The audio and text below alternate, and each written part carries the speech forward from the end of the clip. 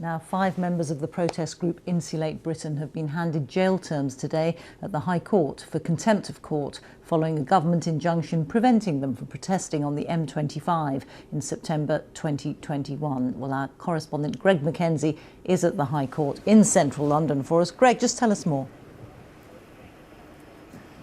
Well, good evening, Rita. So yes, 5 Insulate Britain protesters are on their way to jail tonight, having been handed down sentences from between 22 and 42 days. There were 16 protesters in the dock today, 11 of which received suspended sentences, 5 of which were handed jail terms. Now, the judge said before sentencing that he understood the protests and what they were trying to do, but notwithstanding the topic, he said that he was here in court to uphold the law. And these 16 protesters had simply breached a government injunction granted to National Highways back in September to prevent them from stepping onto the M25 motorway, where they carried out a number of protests. And because of that, he handed these sentences to them this afternoon. Now, in terms of Insulate Britain, they caused disruption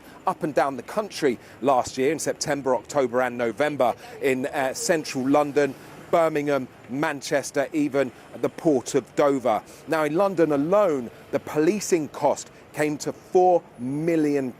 That's how much the Metropolitan Police had to spend in terms of policing the protests across the capital. Now, Insulate Britain say that they want the British government to insulate every single British home, starting with social housing first. And they say they will be continuing their protests in the weeks or months to come. Rita.